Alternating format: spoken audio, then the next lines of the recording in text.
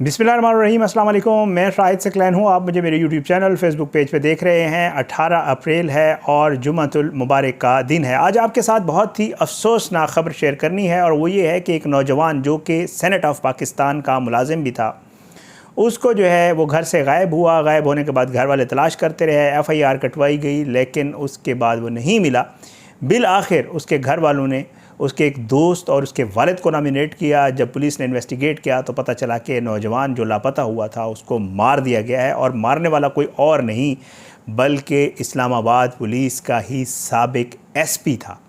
बहरहाल उसको गिरफ़्तार किया गया। उसने क्या तफसीलात बताई हैं, वजह क्या बनी है, ये तो मैंने आपके साथ ख़बर शेयर करनी है। लेकिन इस नौजवान को बचाया जा सकता था।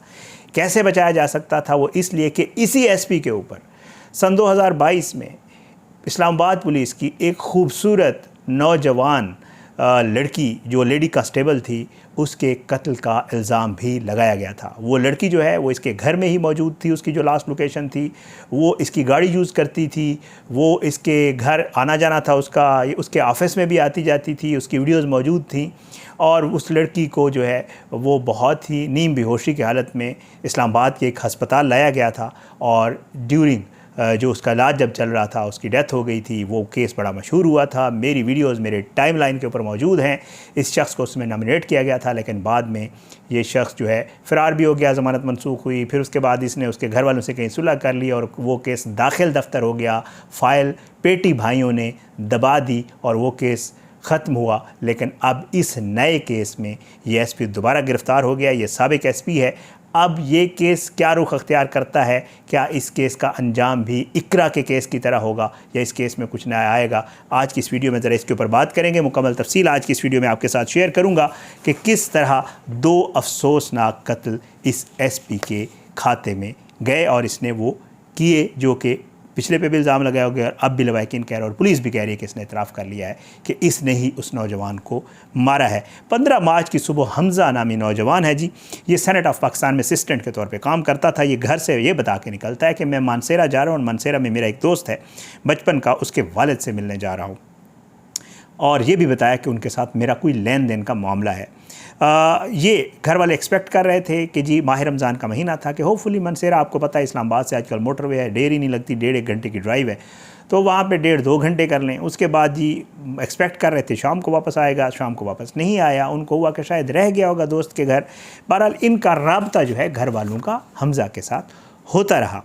बहरहाल जी हमज़ा जो है ये गाड़ियों और प्रॉपर्टी की लेन देन का कारोबार भी करता था जॉब के साथ। अब 15 मार्च को जो हमज़ा जो है वो घर से निकला, दूसरी दिन सुबह से उसका राब्ता घर वालों से मुनक़ता हो गया और 3 दिन तकरीबन हमज़ा को तलाश करने की कोशिश करते, लेकिन उसका कोई पता ना चला।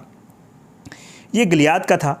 बहरहाल जी 15 मार्च को जो है ये सुबह 11 बजे के करीब जो है बताया जाता है कि घर से निकला था। जो FIR लिखवाई गई और उसमें ये भी लिखवाया गया कि जी जब हमने ये FIR में इनके घर वालों ने लिखवाया कि उस दोस्त के वालिद से जब रब्ता किया जिसको ये मिलने मानसेरा गया था, तो उन्होंने कहा कि जी हमने तो उसको वापस भेज दिया था और वो हमारे पास नहीं है मौजूद। बहरहाल जी गुमशुदगी और अगवा की जो है FIR करवाई गई शुरू में, लेकिन उसमें किसी को नॉमिनेट ना किया गया।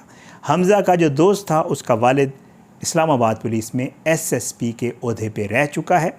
बहरहाल जी ये सारा मामला चलता रहा। उसके 1-2 दिन के बाद जो हमज़ा के घर वाले थे उन्होंने बाकायदा तौर पे SP आरिफ शाह को और उसके बेटे को नॉमिनेट कर दिया अपनी दरख्वास्त में कि जी हमारा भाई इन्होंने ही कहीं गायब किया है। पुलिस वालों ने जो है वो और ये भी लिखवाया कि जी 11 मार्च को जो है रकम के लेन देन के तनाज़े के ऊपर हमज़ा ख़ान का चट्ठा बख्तावर में अपने दोस्त और उसके वालिद के साथ झगड़ा और तल्ख़ कलामी भी हुई थी, इसलिए हमें शक है कि जी हमारे भाई को इन्होंने ही अगवा किया है। पुलिस ने शक की बुनियाद के ऊपर हमज़ा के दोस्त और उसके वालिद को गिरफ़्तार किया, तो उन्होंने यही कहा कि जी हमने उसको वापस भेज दिया था खाकी के इलाके से ही, और हमज़ा की गुमशुदगी के सिलसिले में हमें कोई इल्म नहीं है।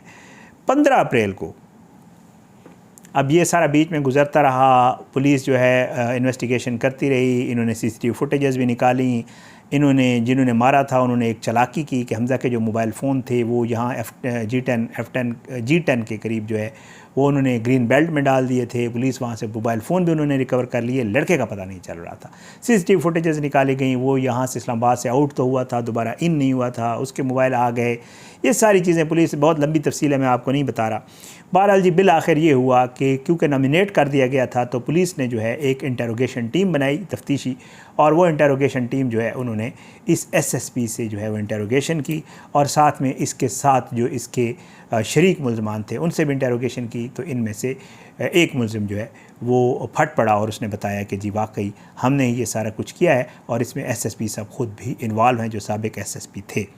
पुलिस ने उनको पूछा, उनको भी ज़रा तरीके से पूछा, तो उन्होंने बताया कि जी वाकई हमारा 80 लाख जो बताया जा रहा है, ज़रा ये बता रहे हैं कि 80 लाख रुपए का तनाज़ा था, इसके साथ इनकी मुमारी हुई थी। इन्होंने उसको पनसेरा अपने घर बुलाया। जब वो वहाँ गया तो अपने ही घर में इस SSP ने पिस्तौल से बैक साइड से उसके सर में फ़ायर मारा। जब वो मर गया तो कहा यह जाता है कि तशद्दुद भी किया गया उसके ऊपर। जब वो मर गया तो इस SSP ने उसको अपनी गाड़ी में 2 लोगों, अपने भाई और अपने बेटे के साथ मिलकर उसको अपनी गाड़ी में डाला। गाड़ी में डालने के बाद भाई के गांव जाके उसको वहाँ पे दफनाया, और उसके बाद उसकी जो कब्र बनाई इन्होंने उसके ऊपर वो गोबर डालते रहे ताकि किसी को पता ना चल सके। पुलिस कुत्तों की मदद से, ये जो स्निफर डॉग्स होते हैं, स्निफिंग करते हैं जो, इनकी मदद से जाके उन्होंने उसकी डेड बॉडी इसी की निशानदेही के ऊपर, SSP की निशानदेही के ऊपर जो है वो डेड बॉडी भी जो है वो मनसेरा से बरामद कर ली, और ये सारा जो है मामला हुआ। बहरहाल जी जुमेरात वाले दिन यूएस एयरवेज़ एक प्रेस कॉन्फ्रेंस की हुई DIG इस्लामाबाद जवाद तारिक साहब ने, और उन्होंने वाज़ेह तौर पे कहा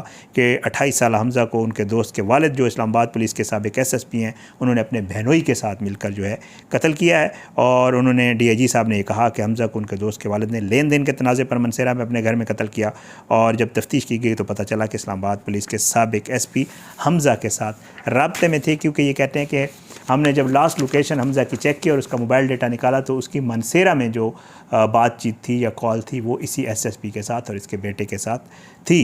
बहरहाल जी वो कहते हैं कि जी हमने हमज़ा की लाश बरामद कर ली है, DIG साहब कहते हैं, और आला कत्ल भी बरामद कर लिया है, साबिक SP और उनके साथी को भी गिरफ़्तार कर लिया है, और पोस्टमार्टम रिपोर्ट में जो है हमज़ा के सर के पीछे से गोली मारी गई। ये उन्होंने जो प्रेस कॉन्फ्रेंस की, इस्लामाबाद से इनके मोबाइल फ़ोन मिले थे, और बाकी मामलात मैंने आपके सामने रख दिए।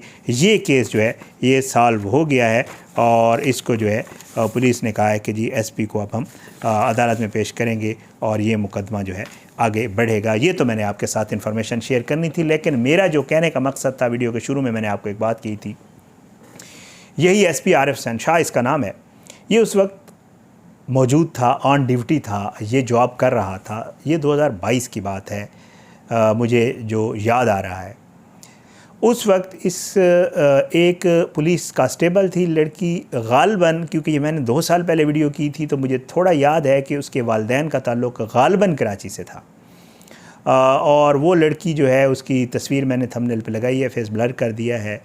कम उम्र लड़की थी, और उस वक्त उस लड़की को नीम बेहोशी की हालत में इस्लामाबाद के हॉस्पिटल पोली क्लिनिक लाया गया था, G6 में ही, अपारा थाना लगता है।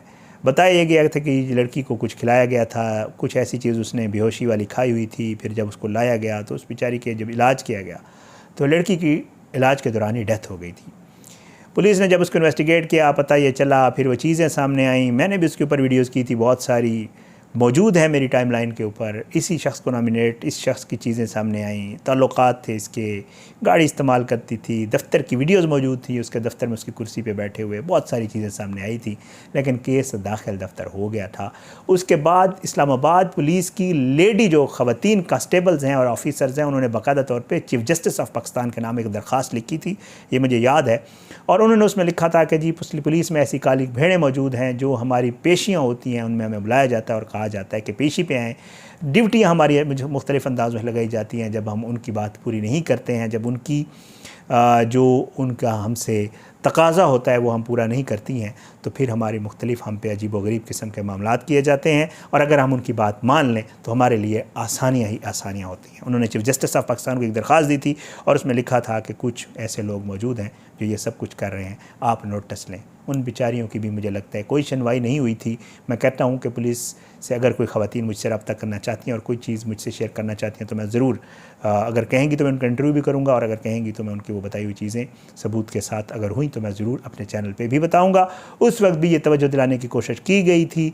पता ये चला था कि इकरा का केस चला, फिर उसके बाद दाखिल दफ्तर हुआ, एक दफ़ा इसकी ज़मानत कैंसिल हुई, ये अदालत से फ़रार भी हो गया था। उसके ऊपर मैंने वीडियोज़ की हुई हैं, मैं इसलिए, लेकिन उसके बाद में मुझे ये पता चला था, क्योंकि मैं चीज़ों को फॉलो कर रहा होता हूँ, कि इसका शायद उसके घर वालों के साथ कहीं पैचअप हो गया था और वो केस बस दब गया था। कोई पता नहीं उस केस का अब कहाँ पे है। बचाया जा सकता था इस लड़के को जो हमज़ा है, अगर उस वक्त आरिफ शाह को प्रॉपर इन्वेस्टिगेट करके सज़ा दिलवाई जाती, या उस केस में, इकरा वाले केस में अगर इसको पकड़ा जाता तो शायद आज हमज़ा बच जाता। लेकिन अफसोस का मकाम है। अब मेरी दरख्वास्त भी है और मैं उम्मीद भी करता हूँ कि अब के आईजी जो इस्लामाबाद हैं उनसे भी रिक्वेस्ट है कि इस केस को ज़रा देखें, इंसानी हमदर्दी की बुनियाद पर देख लें। एक बच्ची चली गई थी, उसको इसी तरह उसका भी मामला हुआ था। अब ये लड़का चला गया है। अगर अब भी ये आरिफ शाह को ना प्रॉपर इन्वेस्टिगेट किया गया और ना इस केस को, जो भी मामला है उसको प्रॉपर इन्वेस्टिगेट होना चाहिए, तफ्तीश करके सामने आना चाहिए। ऐसा ना हो कि कल को कोई और हमज़ा, कोई और इकरा इसी तरह किसी और वहशी के उसमें भेंट चढ़े। ये केस था, मैंने कहा आपके साथ शेयर कर दूँ। अपनी दुआ में याद रखिएगा। अल्लाह सबको अपनी ज़ुबान में रखे, सब पे अपना रहम करम करे। इजाज़त दें, अगली वीडियो में इंशाअल्लाह मुलाकात ज़रूर होगी, लेकिन बशर्ते ज़िंदगी। पाकिस्तान जिंदाबाद। अल्लाह हाफ़िज़।